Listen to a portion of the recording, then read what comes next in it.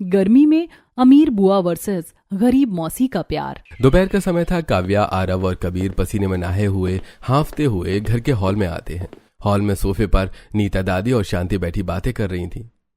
Mummy दादी, finally torture खत्म। हम तीनों फर्स्ट आए हैं अपनी अपनी क्लासों में। मेरा मैथ्स का स्कोर देखा, पूरे स्कूल में सबसे हाई है। और सबसे बड़ी न्यूज, आज से हमारी समर वेकेशन स्टार्ट। अरे वाह मेरे बच्चों, तुम तीनों ने तो कमाल कर दिया। अब आओ जल्दी से मुंह हाथ धो लो, मैं ठंडा पानी लाती हूँ। जीते रहो बच्चों, अब जाके आराम करो अपने कमरे में, पंखा फुल स्पीड पर कर लेना। चलो चलो, अब पूरे 2 महीने no school, no homework, no tension, only chill. कुछ समय बीत जाता है। अगले दिन दोपहर का समय था। काव्या, कबीर और आरव अपने कमरे में सो रहे थे कि तभी उनके कमरे का पंखा बंद हो जाता है। अरे यार, ये क्या मजाक है? इस पंखे को भी अब भी खराब होना था क्या? दीदी, मुझे बहुत गर्मी लग रही है, मैं पिघल जाऊंगा। तीनों बाहर हॉल में नीता और शांति के पास आते हैं। मम्मी, हमारी रूम का फैन खराब हो गया है, प्लीज जल्दी उसे ठीक करवा दीजिए। बेटा, अभी तो इस महीने का बजट थोड़ा टाइट है, तुम्हारे पापा शाम को आएंगे तो वो खुद खोल कर देख लेंगे। हाँ बच्चों, तब तक तुम लोग बाहर पार्क में चले जाओ, वहाँ पेड़ों के नीचे ठंडी हवा चल रही होगी। घर में बैठोगे तो और गर्मी लगेगी। चलो बाहर चलते हैं, शायद बाहर इतनी गर्मी ना लगे। काव्या, कबीर और आरव पास वाले पार्क में चले जाते हैं। तभी उनके 2 दोस्त उनके पास आते हैं। और आरव, क्या प्लान है वेकेशंस का? मैं तो परसों शिमला जा रहा हूँ अपने मामा के घर, वहाँ तो अभी भी जैकेट पहननी पड़ती है। और मैं अपनी बुआ के घर जा रहा हूँ मुंबई, वहाँ तो बड़े बड़े वाटर पार्क हैं। वैसे तुम लोग कहाँ जा रहे हो? वो हम लोग तो अभी डिसाइड कर रहे हैं। अरे तुम लोग तो हर साल यहीं बोर होते हो, कहीं जाते ही नहीं। सीरियसली यार, तुम लोग की छुट्टियां तो एकदम वेस्ट हैं। चलो बाय। ये बोलकर हर्ष और रोहित वहाँ से चले जाते हैं। काव्या, कबीर और आरव वापस अपने घर आ जाते हैं। लो, अब लाइट भी चली गई। मुझे मेरा फेवरेट कार्टून देखना था। मम्मी, हमारे घर में इन्वर्टर क्यों नहीं है? बिना इन्वर्टर के सच में बहुत प्रॉब्लम आती है। मेरा तो दिमाग खराब हो रहा है, फैन भी खराब हो गया, लाइट भी चली गई। अगर ऐसा ही रहा तो हमारी समर वेकेशंस ऐसे ही बेकार हो जाएंगी। मम्मी, कबीर सही बोल रहा है, हमारी वेकेशंस तो एकदम स्पॉइल हो गई हैं। ना फैन है, ना लाइट और ना कोई ट्रिप। तभी दरवाजे की घंटी बजती है। आरव दरवाजा खोलता है। सामने गांव वाली सुमन मौसी खड़ी थी। उनके हाथ में एक कपड़े का थैला था। अरे मेरा गोलू, कैसा है तू? मौसी, गोलू नहीं, आरव हूँ मैं। अरे तुम आओ बैठो, इतनी धूप में कैसे आना हुआ? लो, आ गई खाली हाथ। सभी एक साथ बैठकर बातें करने लगते हैं। तभी सुमन अपने कपड़े के थैले में से एक बोतल निकालती है। अरे मैं बच्चों के लिए खास गांव से ये पुदीने और कच्चे आम का जूस बना कर लाई हूँ। पियो बच्चों, एकदम पेट को ठंडक मिल जाएगी। ये क्या मौसी, इसमें तो कुछ पत्ते भी तार रहे हैं, ये तो एकदम बेकार दिख रहा है। मौसी जी थैंक्स, बट हम लोग ये सब देसी टाइप की चीजें नहीं पीते, हमें कोल्ड ड्रिंक पसंद है, ये सब हमें अच्छा नहीं लगता। अरे कोई बात नहीं बेटा, सबकी अपनी पसंद होती है। कुछ देर बाद सुमन वहां से जाने लगती है। जाते वक्त सुमन काव्या, कबीर और आरव को 20-20 रुपए देती है। नीता, खेतों में फसल कटने को तैयार है, मजदूर लगाने के पैसे तो है नहीं। अगर तू फ्री हो तो आ जाना, थोड़ा हाथ बटा देगी तो काम जल्दी हो जाएगा। हाँ मैं देखती हूँ। और तुम तीनों भी आ जाना गाँव, वहाँ तुम तीनों को बहुत मजा आएगा। मौसी, बुरा मत माना, पर आपके घर में तो फैन भी ठीक से नहीं चलता और लाइट भी हर टाइम कटी रहती है, इसीलिए हम नहीं आ सकते वहाँ। सही तो कह रही है बच्ची, बेचारी गरीब है तो सुमन। तेरे वहाँ ना एसी है ना कूलर, ये शहर के बच्चे हैं, वहाँ बीमार पड़ जाएंगे। हाँ सही कह रही हो माँ जी, ठीक है मैं चलती हूँ। सुमन ये कहकर वहां से चली जाती है। कुछ समय बीतता है और रात हो जाती है। काव्या, कबीर, आरव शांति के कमरे में बैठे थे। दादी, हमारी वेकेशंस तो वेस्ट हो रही है, ना कोई ट्रिप ना कुछ और। घर में बैठकर बस पसीने पोंछते रहो, हम कहीं जा क्यों नहीं रहे? हाँ दादी, वो सुमन मौसी ने बुलाया तो था गांव में, पर वहाँ क्या करेंगे, वहाँ तो लाइट भी नहीं होती। अरे तुम्हारी मौसी के वहाँ जाकर क्या करोगे, गरीब है बेचारी। एक काम करो, तुम लोग अपनी पल्लवी बुआ के घर चले जाओ। बुआ के घर? हाँ, बुआ का घर बहुत बड़ा है, मेन सिटी में रहते हैं वो लोग। और सबसे बड़ी बात, उनके तो हर कमरे में बड़ा वाला एसी लगा है, फ्रिज हमेशा आइसक्रीम और ठंडी चीजों से भरा रहता है। वहाँ जाओगे तो खूब मजे आएंगे। वाओ, 24 घंटे एसी, अब मैं तो बुआ के घर ही जाऊंगा। चलो इस बारे में मम्मी से बात करते हैं। काव्या, कबीर और आरव सीधे नीता के पास पहुंचते हैं। नहीं बेटा, बुआ के घर नहीं, वो लोग अलग तरह के लोग हैं, इसलिए तुम तीनों वहाँ नहीं जाओगे। हम मौसी के वहाँ चलेंगे, वहाँ तुम तीनों को सच में बहुत मजे आएंगे। मम्मी मौसी के घर वहाँ कुछ नहीं है, वहाँ बिल्कुल मजा नहीं आएगा। मम्मी प्लीज ना, आप हमें जानबूझकर मौसी के वहाँ ले जाना चाहती हो क्योंकि आपको वहाँ खेतों में काम है, हमें बोर नहीं हो ना, प्लीज बुआ के घर चलो ना। देखो मम्मी, अगर आप हमें बुआ के घर नहीं ले गई ना तो हम पूरे 2 महीने आपसे बात नहीं करेंगे। अच्छा बाबा ठीक है, चलो निकालो अपने बैग, कल ही छोड़ आती हूँ तुम्हें बुआ के घर। तीनों बहुत खुश हो जाते हैं और अपनी अपनी पैकिंग में लग जाते हैं। अगले दिन दोपहर का समय था। नीता और तीनों बच्चे पल्लवी बुआ के आलीशान घर में पहुंचते हैं। पल्लवी अपने पति विक्रम के साथ घर के हॉल में बैठी थी। उसके दोनों बच्चे रोहन और नताशा उसके साथ बैठे थे और फोन चला रहे थे। अरे वाह, मेरी पूरी फौज आ गई। आओ बच्चों, आओ नीता। लो पूरी पलटन ही उठा लाई, अब इनकी खातिरदारी करो। हाय रोहन, हाय नताशा, इनके अंदर तो बहुत एटीट्यूड है यार। अब सभी हॉल में बैठे थे, तभी पल्लवी ट्रे में जूस के गिलास लेकर आती है। वो रोहन और नताशा को बड़े वाले फुल भरे हुए गिलास देती है और काव्या, आरव और कबीर को वो सिर्फ आधे भरे हुए गिलास देती है। बुआ ये मैंगो शेक जूस तो बहुत यम्मी है, थोड़ा और मिलेगा क्या? खत्म हो गया, लिमिटेड ही बनाया था। अच्छा दीदी, ये बच्चे अपनी छुट्टियां बिताने आए हैं, कुछ दिनों में मैं इन्हें वापस ले जाऊंगी। हाँ हाँ क्यों नहीं, हमने तो यहाँ धर्मशाला जो खोल रखी है, जिसका मन किया बैग उठाया और आ गया। अरे पल्लवी क्या बोल रही हो, बच्चे ही तो हैं, और वैसे भी अगर हमारे घर में ज्यादा लोग होंगे तो अच्छा ज्यादा लगेगा। नीता तुम इन तीनों को यहीं छोड़ जाओ और जब मन हो तब ले जाना। कुछ देर बाद नीता वहां से चली जाती है। कुछ समय बीत जाता है और रात हो जाती है। सब लोग डाइनिंग टेबल पर खाना खा चुके थे। तभी पल्लवी सबके लिए आइसक्रीम लाती है। पल्लवी रोहन और नताशा को ज्यादा आइसक्रीम देती है और काव्या, कबीर और आरव को कम आइसक्रीम देती है। ये आइसक्रीम है या मंदिर का प्रसाद? बुआ मुझे एक और स्कूप चाहिए प्लीज, ये आइसक्रीम सच में बहुत टेस्टी है। अरे बस कर, ये कोई तुम्हारे मोहल्ले वाली सस्ती आइसक्रीम नहीं है, बहुत महंगी वाली है। तुम लोगों को इसे खाने की आदत नहीं है, ज्यादा खाओगे तो पेट खराब हो जाएगा। अगले दिन सुबह हो जाती है। सुबह के 9 बज चुके थे। काव्या, आरव और कबीर पंखे वाले रूम में सो रहे थे। तभी पल्लवी कमरे में आकर पंखा बंद कर देती है। फैन किसने बंद किया? मैंने बंद किया है, अब उठो सबके सब। वाह प्लीज बस 5 मिनट और सुन दो ना। ये तुम्हारे बाप का घर थोड़ी है जो जब तक मर्जी सोगे। जो पंखा चल रहा है ना उसका बिल हम भरते हैं। चलो जल्दी से उठो तीनों। कुछ देर बाद काव्या, कबीर और आरव डाइनिंग टेबल पर आकर बैठ जाते हैं। बुआ मुझे बहुत तेज भूख लगी है, नाश्ता दे दो ना। इतनी जल्दी नाश्ता नहीं मिलता इस घर में। जाओ जाकर पहले अपने रूम की हालत ठीक करो, बिस्तर लगाओ और उस कमरे में झाड़ू पोछा मार के आओ। झाड़ू पोछा हम क्यों लगाएंगे बुआ जी? तभी रोहन और नताशा अपने एसी वाले कमरे से बाहर आते हैं और डाइनिंग टेबल पर बैठ जाते हैं। Mom I am so hungry, please एक सैंडविच दे दो। हाँ मॉम, मुझे भी बहुत भूख लगी है। हाँ मेरे बच्चों, मैं अभी तुम्हारे लिए नाश्ता लाती हूँ। बुआ जी आप इन दोनों को नाश्ता दे रही हो, इनसे तो आपने रूम साफ करने के लिए नहीं बोला। इनका रूम तो और भी गंदा है। अपनी जुबान पर लगाम रखा आरव, वो इस घर के बच्चे हैं, उन्हें कोई काम करने की जरूरत नहीं है। और तुम तीनों जो बोला है वो करो, पहले रूम साफ करो तभी नाश्ता मिलेगा।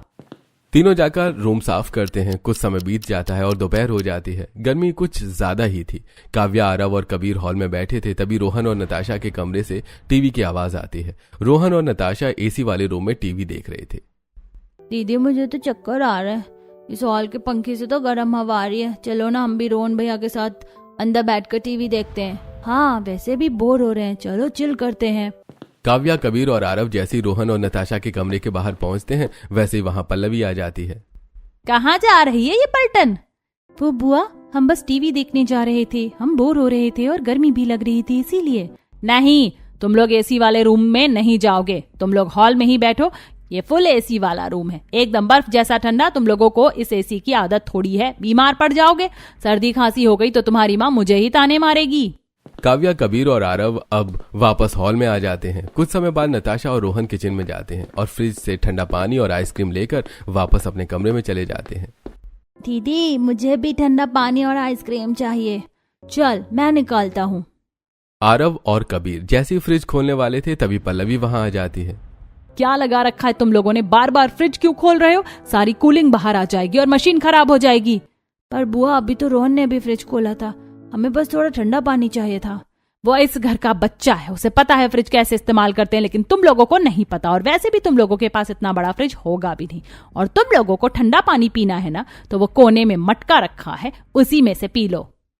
कुछ समय बीत जाता है और शाम हो जाती है। विक्रम बाजार से एकदम ताजे आम लेकर आया था। सब लोग डाइनिंग टेबल पर बैठे थे। पल्लवी सभी को आम बांट रही थी। पल्लवी बड़े बड़े और अच्छे अच्छे आम रोहन और नताशा को देती है और खराब और दगीले आम काव्या, कबीर और आरव को दे देती है। बुआ ये आम तो एकदम पिलपिला और खराब है, ये तो खट्टा भी लग रहा है। बुआ मुझे वो वाला आम चाहिए जो रोहन भैया खा रहे हैं, ये वाला अच्छा नहीं है। नखरे तो देखो इनके, जैसे घर में तो रोज बादाम खाकर सोते हैं। आम ही तो है, खाना है तो खाओ, वरना ये भी नहीं मिलेगा। चुपचाप खा लो। अरे पल्लवी, बच्चों को अच्छे वाले आम दे दो ना। आप अपना आम खाइए, मुझे पता है कैसे क्या देना है। अगली सुबह रोहन और नताशा हॉल में तैयार खड़े थे। तभी पल्लवी और विक्रम तैयार होकर वहां आते हैं। वाह, हम लोग वाटर पार्क जा रहे हैं बुआ।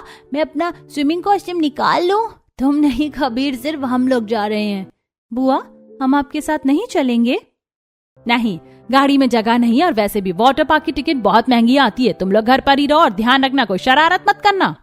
जाते जाते पल्लवी सभी कमरों को लॉक करके जाती है जिनमें एसी लगा हुआ था। बुआ ने सभी एसी वाले रूम्स लॉक कर दिए हैं ताकि हम गलती से भी अंदर न चले जाएं। ऐसा कौन करता है? हमें भी तो एसी का मजा लेना था, लेकिन अब कैसे लेंगे? पल्लवी, विक्रम, नताशा और रोहन वहां से चले जाते हैं। कुछ समय बाद दोपहर के 2 बज रहे थे। काव्या, कबीर और आरव हॉल में बैठे थे। गाइस सुनो, बुआ हमसे हमेशा चिढ़ती रहती है ना। अगर हम उनके लिए कोई स्पेशल डिश बनाएं, कोई केक या पेस्ट्री, तो वो पक्का इम्प्रेस हो जाएंगी। फिर शायद वो हमें भी प्यार करें और एसी में जाने दें। यस दीदी, मैं चॉकलेट केक बनाऊंगा। काव्या, कबीर और आरव किचन में जाकर केक बनाना शुरू कर देते हैं और किचन की हालत खराब कर देते हैं। समय बीत जाता है और रात हो जाती है। पल्लवी, विक्रम, नताशा और रोहन बहुत थके हुए वापस घर लौटते हैं। काव्या, आरव और कबीर खुशी खुशी वो केक लेकर सबके सामने आते हैं जो उन तीनों ने बनाया था। सरप्राइज बुआ, हमने पूरा दिन मेहनत करके आपके लिए स्पेशल केक बनाया है। पल्लवी केक देखकर खुश होने ही वाली थी कि तभी उसकी नजर किचन में जाती है। हे भगवान, ये किचन का क्या हाल बना दिया है तुम तीनों ने। पल्लवी जल्दी से किचन में जाती है। किचन की हालत बहुत खराब थी। सारा सामान इधर उधर बिखरा हुआ था। पल्लवी ये सब देखकर बहुत गुस्से में आ जाती है और वो तीनों के बनाए हुए केक को डस्टबिन में फेंक देती है।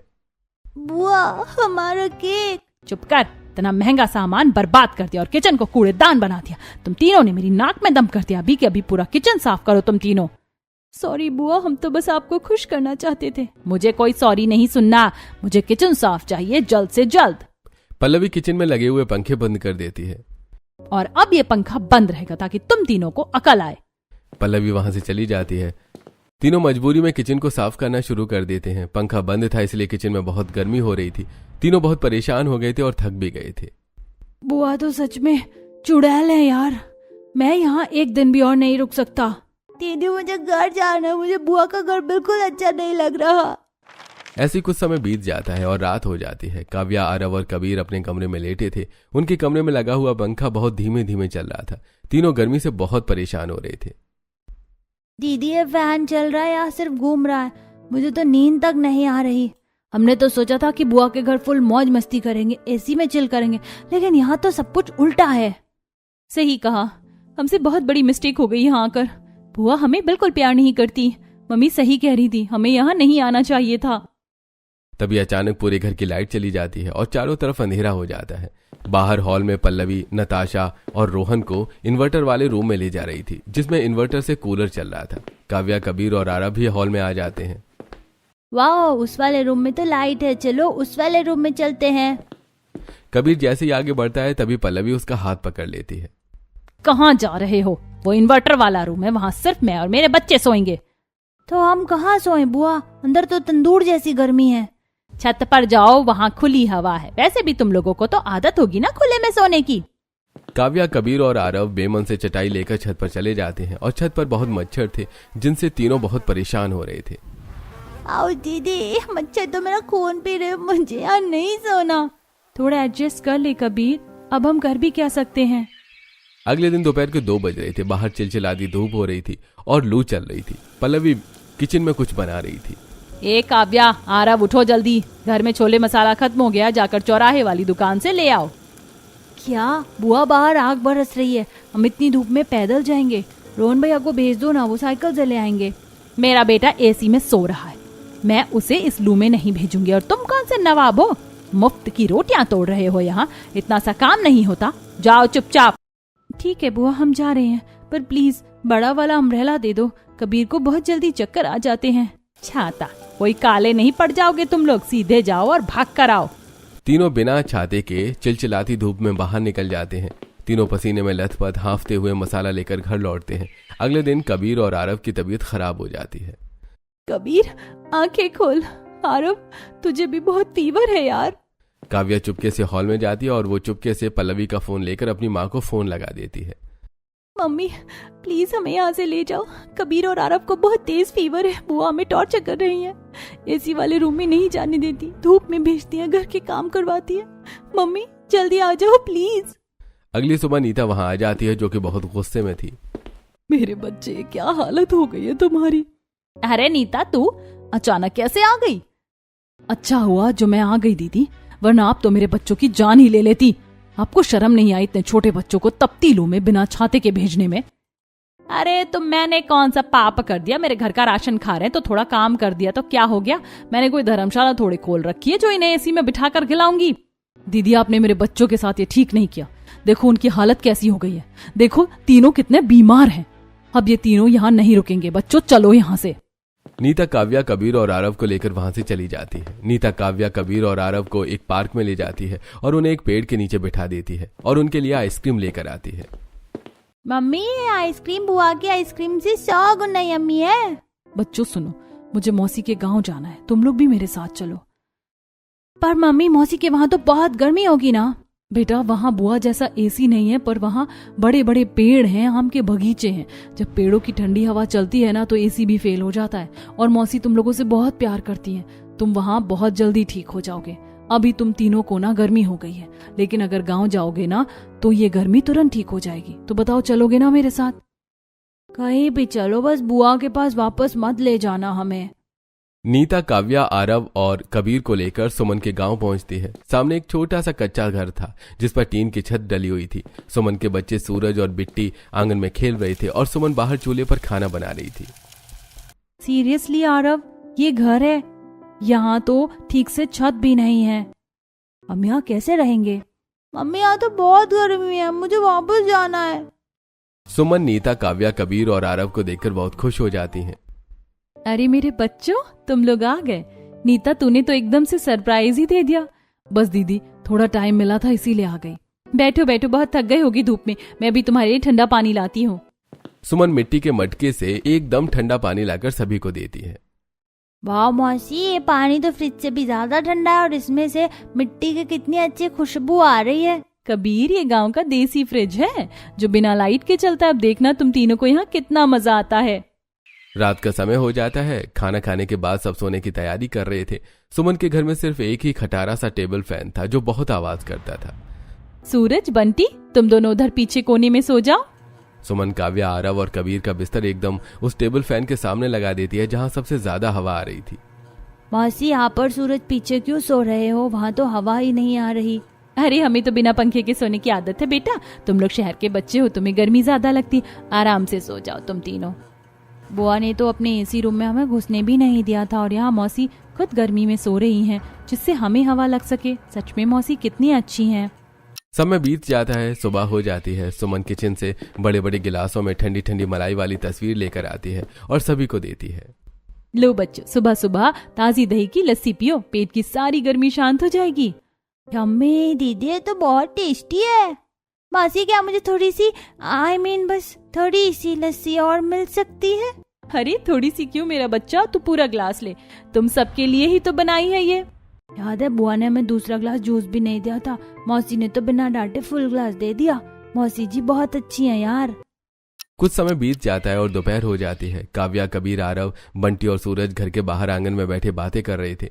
तभी सुमन एक बड़ा थैला लेकर वहां आती है जो आमों से भरा हुआ था। लो बच्चों, अभी अभी बगीचे से ताजे आम तोड़ कर लाई हूँ, एकदम मीठे और रसीले हैं। मौसी, ये सारे आम हमारे लिए हैं क्या? हाँ, ये सारे आम तुम बच्चों के लिए हैं। तुम्हें जितने आम खाने उतने खाओ, पेट भर खाओ। मैं तो कहती हूँ कपड़े भी गंदे कर लो, कोई नहीं डांटेगा यहाँ। सभी जल्दी से आम खाना शुरू कर देते हैं और आम खाते खाते खूब बातें करते हैं। कुछ समय बीत जाता है और रात हो जाती है। रात में अचानक पूरे गांव की लाइट चली जाती है। ओ नो, अब लाइट चली गई, अब क्या होगा? अरे घबराओ मत बच्चों, गांव में लाइट ऐसे ही जाती है। नीता चल इनका बिस्तर बाहर आंगन में लगा दे।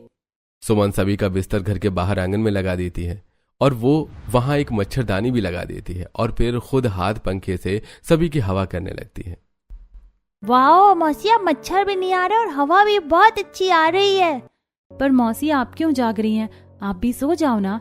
अरे मुझे नींद नहीं आ रही बिटिया, तुम लोग आराम से सो जाओ।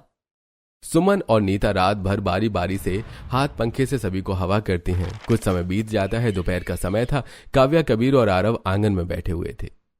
दीदी, मैं बहुत बोर हो रहा हूँ। यहाँ खेलने के लिए ना कोई प्लेग्राउंड है और ना ही कोई टॉयज। अब क्या करूँ मैं?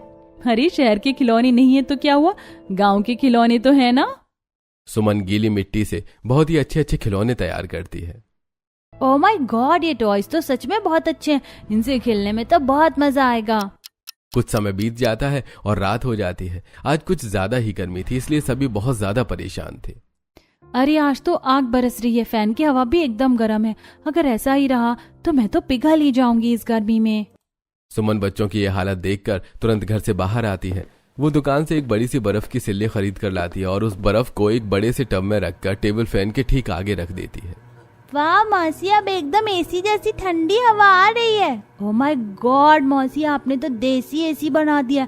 यू आर जीनियस मौसी। मैंने कहा था ना कि तुम्हें यहाँ बहुत मजा आएगा। गाइस, हम लोग मौसी को कितना बुरा समझते थे, पर वो बहुत अच्छी हैं यार। बुआ के महंगे एसी से ज्यादा मौसी के इस जुगाड़ में ज्यादा मजा है। ऐसे कुछ समय बीत जाता है। अगली सुबह की बात है। सुमन एक डलिया में कुछ खाने का सामान रख रही थी। काव्या, आरव और कबीर आंगन में खेल रहे थे। चलो बच्चों जल्दी से तैयार हो जाओ, आज तुम्हारी मौसी तुम्हें गांव की एक ऐसी जगह ले जाएगी जहां तुम्हें एसी से भी ज्यादा ठंडक मिलेगी और मजा भी बहुत आएगा। सच्ची मौसी, वहाँ आइसक्रीम भी मिलेगी क्या? आइसक्रीम तो नहीं, पर वहाँ का पानी इतना ठंडा है कि तुम आइसक्रीम भूल जाओगे। सुमन सभी को गांव की एक छोटी सी नदी के किनारे ले जाती है। वहां बड़े बड़े पेड़ थे और नदी का पानी सच में बहुत ठंडा था।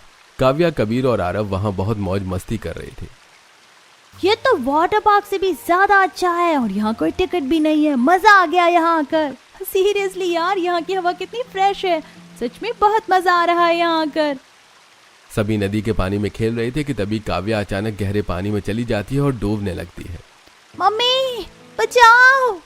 सुमन तेजी से पानी में उतरती है और जल्दी से काव्या को पानी से बाहर लेकर आती है। तो ठीक है ना काव्या, तुझे कुछ हुआ तो नहीं? मौसी जी, मैं ठीक हूँ। कुछ देर बाद सभी वापस लौट आते हैं। रात हो गई थी, सभी सो रहे थे। काव्या, कबीर और आरव लेटे हुए एक दूसरे से बातें कर रहे थे। मौसी तो सुपर वुमन है। तुझे याद है दीदी, जब आप पानी में डूब रही थी तब मौसी ने कैसे जंप मारी थी तुझे बचाने के लिए? हाँ आरव, और मुझे याद है जब हम बुआ के घर थे और गर्म बर्तन से मेरा हाथ जल गया था। बुआ ने मुझे दवाई लगाने के बजाय उल्टा डांटा था कि मैंने उनका बर्तन गंदा कर दिया, और मौसी ने मेरी जान बचाने के लिए अपनी जान की परवाह भी नहीं की। आई फील सो बैड यार। हम मौसी को कितना बेकार समझते थे, पर वो बहुत अच्छी हैं। कुछ समय बीत जाता है। अगले दिन शाम का समय था। काव्या, आरव और कबीर खेत में खेल रहे थे। वहां एक छोटा सा प्यारा सा डॉगी सो रहा था। आरव और कबीर उसे एक छोटी सी लकड़ी से परेशान करने लगते हैं। देखना अब ये कैसे भागेगा अभी। तभी सुमन वहां आ जाती है। ये क्या बदतमीजी है? बेजुबान जानवर को परेशान करने में मजा आता है तुम लोगों को? शहर के स्कूलों में यही सब सिखाते हैं क्या? अगर तुम्हें कोई ऐसे लकड़ी से मारे तो कैसा लगेगा? चलो इसे सॉरी बोलो अभी। सॉरी मौसी, गलती हो गई। तभी नीता वहां आ जाती है। तू तो बिल्कुल इनकी सगी माँ की तरह डांट रही है इन्हें। मम्मी, मौसी हमें अच्छी बातें सिखाने के लिए डांट रही है। गलती हमारी ही थी, हमें डॉगी को ऐसे परेशान नहीं करना चाहिए था। कुछ समय बीत जाता है। काव्या, कबीर और आरव की गर्मियों की छुट्टियां खत्म हो गई थी। आज वो अपने घर जा रहे थे, इसलिए सुमन ने आज उनके लिए बहुत सारा खाना अच्छा बनाया था। सबने अच्छे से खाना खा लिया था। अब जाने की तैयारी हो रही थी। बच्चों, मेरे पास तुम्हें देने के लिए कोई महंगे खिलौने या वीडियो गेम तो नहीं है, पर ये मैंने अपने हाथों से तुम्हारे लिए छोटे छोटे मिट्टी के गुल्लक और धागे वाले ब्रेसलेट बनाए हैं। वाह मौसी, ये तो बहुत अच्छे। मौसी, आई एम सो सॉरी। हम जब यहाँ आए थे तो हमने आपको और आपके घर को कितना कुछ बोला था, पर सच में आपने हमें जितना प्यार दिया है ना, उतना किसी ने नहीं दिया। आप दुनिया की सबसे बेस्ट मौसी हो। मौसी हम अगली वेकेशंस में भी यहीं आएंगे। अब चलो सब मौसी के साथ एक सेल्फी लेते हैं। काव्या, कबीर और आरव सुमन के साथ एक अच्छी सी सेल्फी लेते हैं और फिर सभी वापस अपने घर आ जाते हैं। रात का समय हो जाता है। काव्या, कबीर और आरव शांति के साथ उसके कमरे में बैठे हुए थे। क्यों बच्चों, पल्लवी बुआ के यहाँ घर कैसा रहा? बड़े मजे किए होंगे तुम लोगों ने 24 घंटे एसी में। एसी? दादी, बुआ ने हमें नौकर बनाकर रखा था, हमसे झाड़ू पोछा करवाया था। हाँ दादी, बुआ रोहन भैया को आइसक्रीम देती थी और हमें नहीं। और पता है, जब लाइट गई तो बुआ अपने बच्चों को इन्वर्टर वाले रूम में ले गई और हमें मच्छरों वाली छत पर चटाई देकर सुला दिया। मुझे बुखार भी आ गया था। बुआ बहुत गंदी है दादी। और दादी, मैं तो मौसी को हमेशा गरीब बोलकर चिढ़ाती थी ना, पर मौसी ने हमें बिना एसी और कूलर के भी इतनी ठंडी हवा दी जितनी बुआ के घर में थी ही नहीं। मौसी बेस्ट है दादी। हे भगवान, पल्लवी में पैसों का इतना घमंड आ गया कि उसने मेरे ही पोते पोतियों के साथ ऐसा व्यवहार किया। अब उसे सबक सिखाना पड़ेगा जिससे इसकी अकल ठिकाने आ जाए। अगले दिन शांति पल्लवी को फोन करती है। हेलो पल्लवी, कैसी है? सुन, घर में एक छोटा सा फंक्शन रखा है पूजा का। तू एक काम कर, कल ही रोहन और नताशा को लेकर 1-2 दिन के लिए यहाँ आ जा। दोपहर का समय हो जाता है। नीता किचन में शरबत बना रही थी। पल्लवी और रोहन, नताशा आ चुके थे। सभी हॉल में बैठे थे। नीति उन्हें शरबत देती है। काव्या, आरव, कबीर, इधर आओ बेटा, शरबत थोड़ा खत्म हो गया है। बुआ के बच्चे मेहमान हैं, मैंने उन्हें दे दिया। तुम तीनों इसमें पानी मिलाकर P low. It's okay mummy. Pallavi दूर खड़ी है, सब सुन रही थी। रात का समय हो जाता है। डाइनिंग टेबल पर सब लोग खाना खा रहे थे। रोहन बेटा और खाओ ना। नताशा तुम भी लो, बिल्कुल शर्माना मत बेटा, घर में बहुत खाना बना है, आराम से पेट भर कर खाओ। थैंक यू मामी, खाना बहुत टेस्टी है। कुछ समय बीत जाता है। अब सोने का समय हो गया था। घर में सिर्फ एक ही बड़ा कूलर चल रहा था। नीता, काव्या, आरव और कबीर को एक कोने में ले जाकर धीरे धीरे समझा रही थी। दूर खड़ी पल्लवी ये सब सुन रही थी। सुनो बच्चों, रोहन और नताशा को हमेशा एसी में सोने की आदत है। अगर उन्हें गर्मी लगी तो वो बीमार पड़ जाएंगे। तुम तीनों ऐसा करना, अपना बिस्तर कूलर के पीछे लगा लेना और उन दोनों को एकदम सामने सोने देना, ठीक है? ओके मम्मी जी, हमें कोई दिक्कत नहीं है। We will manage mummy. हाँ मम्मी, टेंशन मत लो। पल्लवी ये सब सुनकर बहुत दुखी हो जाती है और वो घर के बाहर आकर रोने लगती है। हे भगवान, मैं कितनी अंधी हो गई थी। मैंने अपने ही भाई के बच्चों को गर्मी में तड़पाया, उनके साथ इतना गंदा भेदभाव किया। और मेरी भाभी, उसे मेरे बच्चों की कितनी फिक्र है। मैं तो बुआ कहलाने के लायक ही नहीं हूँ। तभी शांति वहां आ जाती है। घर बड़ा होने से कुछ नहीं होता बेटी, दिल बड़ा होना चाहिए। मुझे माफ कर दो माँ, मैं सच में बहुत गलत थी। पल्लवी सीधे कमरे में जाती है जहां काव्या, आरव और कबीर अपना बिस्तर लगा रहे थे। बच्चों, मुझे माफ कर दो, मैंने तुम्हारे साथ बहुत बुरा बर्ताव किया, पर मैं प्रॉमिस करती हूँ अब मैं कभी ऐसा नहीं करूंगी। अगली गर्मियों की छुट्टियों में तुम मेरे घर आना, हम खूब मजे करेंगे। प्लीज अपनी इस बुआ को माफ कर दो। काव्या, कबीर और आरव खुशी खुशी पल्लवी को माफ कर देते हैं। अगली दोपहर पल्लवी और उसके बच्चे वापस अपने लौट जाते हैं। उनके जाने के बाद शांति सुमन को फोन लगाती है। अरे सुमन, कैसी है मेरी बच्ची? मैं तो बस ये कहने के लिए फोन कर ही रही थी कि तूने इन बच्चों को जो प्यार दिया है ना, वो करोड़ों रुपए देकर भी नहीं मिल सकता। असली अमीर तो तू है मेरी बच्ची। दूर खड़े होकर काव्या, कबीर और आरव ये देख रहे थे और तीनों बहुत खुश थे।